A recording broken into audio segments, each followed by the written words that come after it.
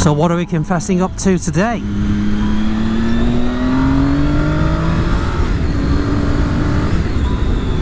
Just dispatch to them. So the last time we did a Lesser Man episode, I was stand-up paddleboarding, and it was entitled Up a Creek. And that's because that's how I felt at the time. Why I'm on a motorbike for part 2 of the Lesser Man series. Oh, don't like the look of the clouds this way. I may have made a mistake. Let's wait and see. So why am I on a motorbike for part 2 of my Lesser Man series? Well, to be honest, cancer really messes with your head. It certainly messes with my head.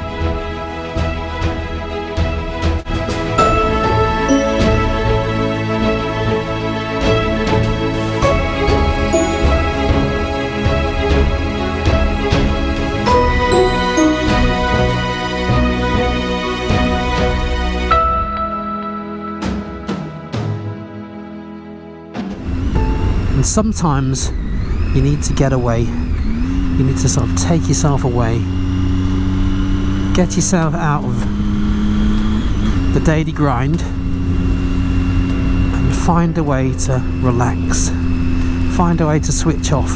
Or maybe just, this is me filling my head with something else, so I don't spend time overthinking the whole cancer thing. So maybe that's what this is about. Maybe that's why a very long time ago I decided when I did this episode it would be on the motorbike, because I need that opportunity to switch off and empty my head of all the things that I have to do where I'm busy advocating for myself, chasing up appointments, discussing medication, because for me it's been a very much a two-way conversation. It's not just been the medical professionals who say, right, you need to take this tablet at this time of the day and this tablet at this time of the day, because some of the medication is a little unusual in that I have to prescribe how much I think I need, and that's because I've only got half a pancreas. Most people think about a pancreas from the point of view of being diabetic and therefore needing to substitute your body from a blood sugar perspective and control your blood sugars. I fortunately don't have to do that, and I feel very blessed in that respect. But the other side to only having half a pancreas is the enzymes that a pancreas produces. And as soon as you see food, you're thinking about food, you're ordering takeaway, or you're sat in a restaurant or walking through the door, your body starts producing the enzymes that will actually break that food up that you haven't even put in your mouth yet. It's very clever stuff. Anyway, my half a pancreas isn't really up to doing that to the extent that it needs to be, so I have to substitute the enzymes with tablets, and I get a prescription of, would you believe, 800 tablets per prescription. And trust me, that is not a year's supply. It's probably, when I first started, it was 2 months at the most. And what we're finding is that I'm having to take a lot more of these tablets, and those tablets are called Creon, and they are enzymes that are actually extracted from pigs. And I have to take those in actually quite large quantities. I won't say what happens if I don't take sufficient quantity. It's all about the digestive system, and to be quite honest, you don't want to go there, and I think that might be oversharing. Although there is a future episode which I have to take some very special medication using a substance called Movi Prep, and I think maybe it's Movie Prep, and oh my goodness, you just wait till that one. Anyway, the less said about that for the time being the better. Yeah, so I'm simply told to take as many tablets as I need depending on the type of food I'm eating. And that's quite tricky, because if you go out for a curry, the type of food you're eating then is very different from steak and a salad. So it's really up to me to just guesstimate based on experience. But what helps, well, one thing that helps is living somewhere like this. This is beautiful. Another thing that helps is talking about it. So let's pick up where we left off in episode 5. And if you haven't seen it, I'll put a link in the description. Well, this is turning out to be a lovely evening. I spent a week in an intensive care unit. Initially in a small shared ward, sleeping through a haze of drug-induced ignorance to the onslaught of pain to come. Once a little more stable, I was moved to my own room, still cared for by ICU staff. I crumbled and had a panic attack. This was 2021. The move coincided with the realisation that there would be no visitors in these 4 small COVID-compliant walls. It was pretty trippy as well, so I'm blaming the drugs. The previously rectangular pictures on the walls were now parallelograms, crabbing their way slowly around the room. I knew this wasn't normal, but I couldn't quite put my finger on why. I had the most bizarre and deep dream about the evolution of coats and the part they played in social and political unrest. I also experienced the most wonderful and intense memory-inducing smells as if they were in the room. I vividly smelt the Condor ready-rubbed pipe tobacco my dad stopped smoking decades ago. It was so strong, so vibrant, I could almost taste it. My crumbling was claustrophobia. I know I shouldn't feel embarrassed, but I do. Bearing in mind I used to go potholing, this is something I've increasingly struggled to deal with each MRI scan. We watched a TV murder mystery series called Vigil around this time, and I loved it. Other than the scene where one of the main characters was trapped in a submarine torpedo tube. Struth. A kind nurse, different drugs, and a warm conversation the next day. Agreeing to keep my door open, it all helped.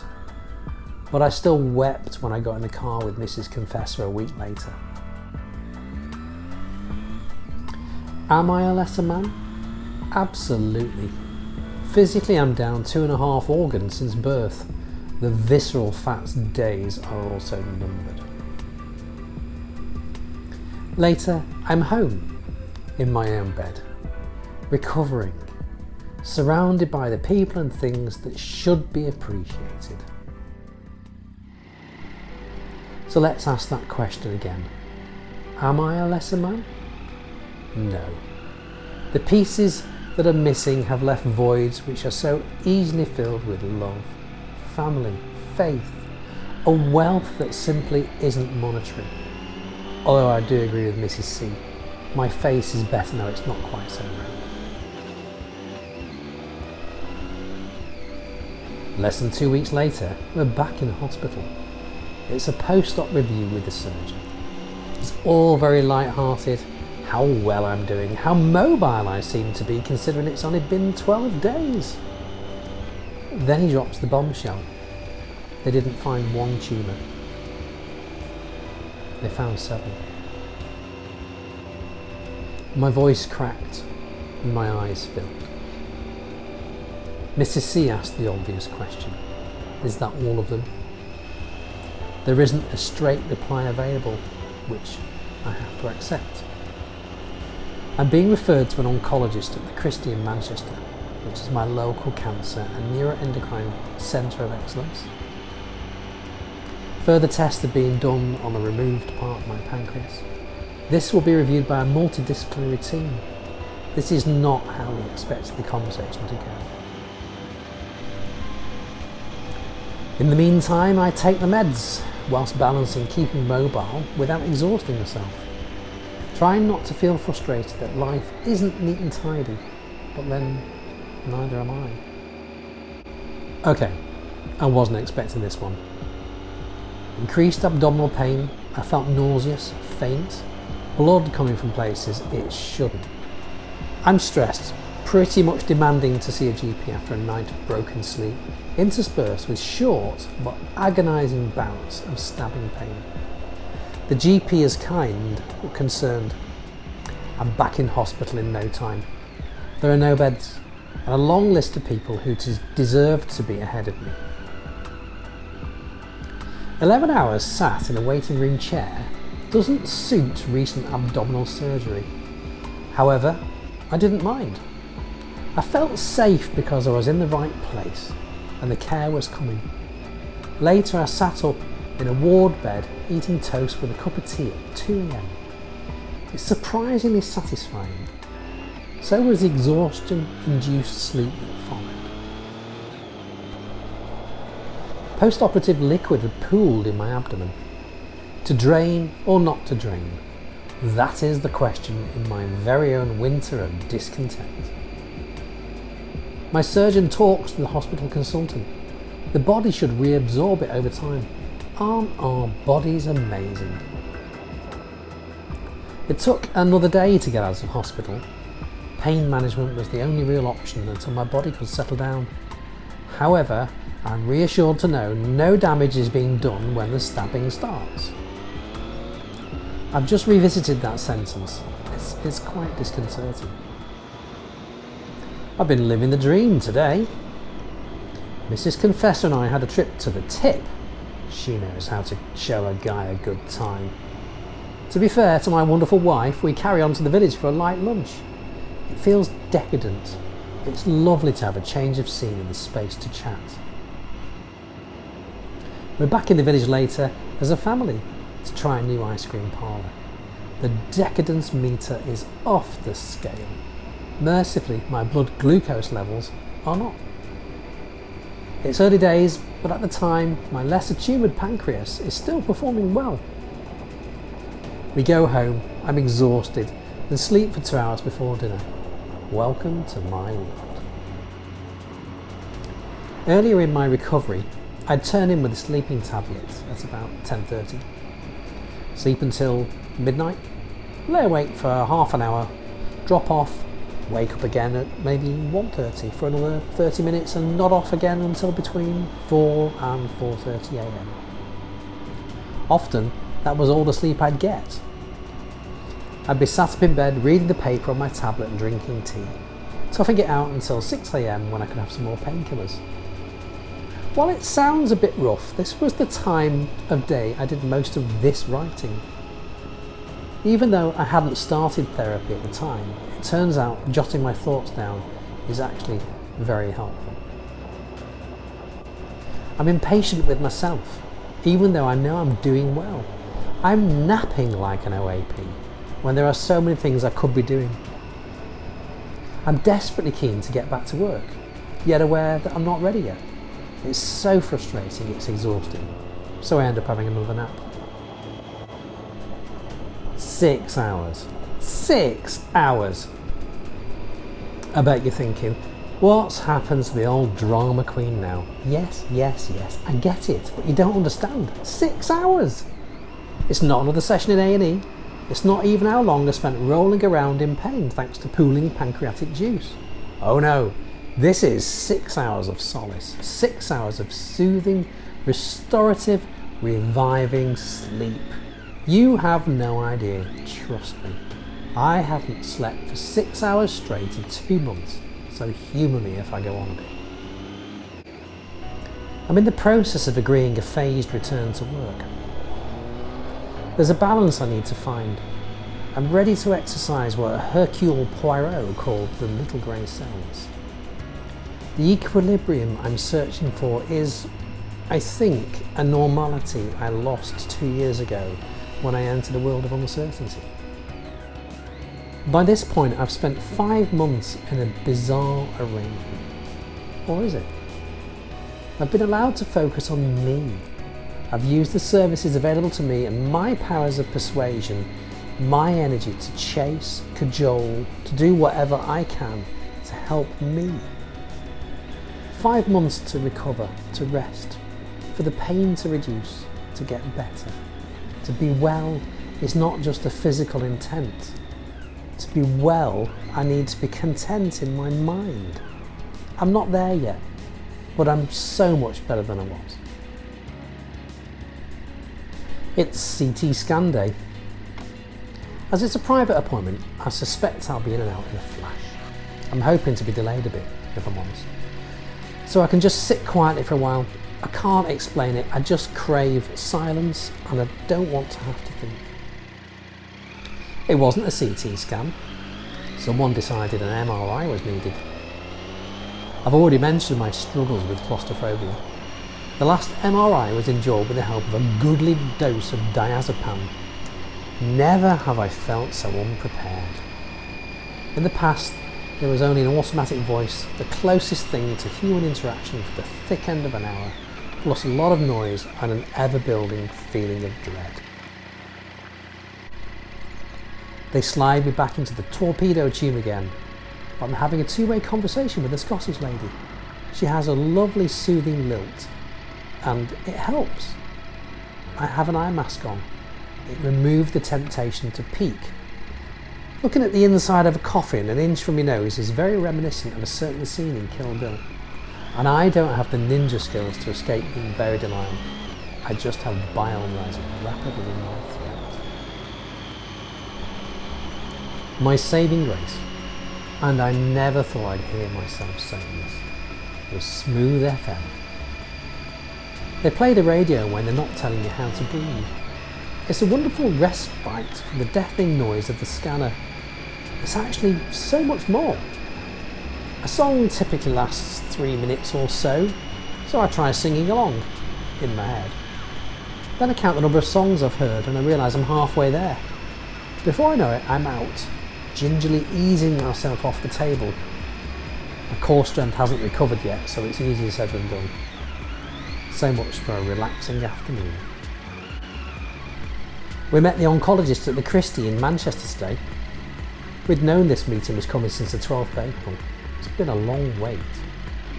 So what could I tell you? First, the term cancer rather than tumour was used. He said, let's call it what it is.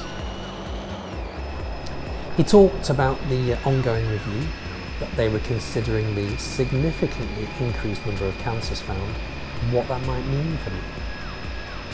We discussed my old friend, pheochromocytoma. I think you'd have to say it by now. We moved on to some potential new acquaintances, von Hippel-Lindau syndrome and endocrine neoplasma type 1. What does this mean? Well, that after a very successful operation, we simply can't assume I'm in the clear. There's going to be more tests. I'll be back at the Christie for routine plus some other examinations. Yes, you guessed it, more quality time in the MRI torpedo tube. Don't get me wrong, I'm beyond grateful for them, but I can't lie and say I enjoy it at the time. It's usually the polar opposite of anything in my mind. Recently someone told me they'd forgotten about me. I'm not offended. Quite a few people assumed I'd been off with long COVID, and again, it's a perfectly legitimate assumption. I've had worse. One person told me they thought I died as they hadn't seen me on Facebook in years. Again, I'm fine with this. I wholeheartedly recommend taking a break from social media, whilst fully recognising the irony of these words. The conversations continue. I was asked the "where have you been" question yesterday, this time by someone I know has lost a family member to pancreatic cancer. I knew it was coming and I was dreading it, but I wasn't going to lie to them. I'm not going to repeat it here, but this person's kindness in response was balanced with the intelligent questions that come from first-hand experience. It made it easier for me, but I don't know what feelings that conversation has left behind in the run-up to Christmas, where there's one less person at the table, one present less under the tree. Admin. I had no idea there could be so much. The UK driver's licence agency was coping in a pandemic, so we understand and appreciate there might be some delays. I'd already notified them that I couldn't drive for a month post-op, as advised by the surgeon, and I repeated this process later in the hope that they could confirm I could now drive again. Welcome to on hold hell. Actually, it took many failed attempts and please try laters before the call was answered, and I reached that version of purgatory. I moved on to the next selection of press 1 for this and 2 for that, usually met with there's no one available, and I slide back down the greasy pole into the pit of oblivion and have to start again. An hour or so later I had a conversation with a lovely guy, but only after an automated voice had explained that abusive language to staff would not be tolerated. I contained my frustration, my boiling blood. I bit my tongue and I smiled as I asked my question in my brightest and breeziest voice. It was worth it to find out my paperwork was in the system, that they'd let me know in due course, but he didn't know when. The absolute gem that I can get permission from my GP whilst waiting for the DVLA to reply had me slapping my hand to my forehead. I could have done that ages ago. Anyway, by the end of the day I had permission from the GP to drive again, along with permission from Mrs. C to do all the driving for the next decade if I wanted. In the words of William Wallace, freedom. I disappeared down an internet rabbit hole whilst typing that up. I knew the William Wallace quote was a bit iffy and more likely to be credited to a film than reality. I found and morbidly enjoyed reading a long list of the last words of famous and the infamous through history. My favourite has to be the man who shouted fire to his own firing squad. Let's go back to me enjoying a gorgeous sunset as I finish my bike ride.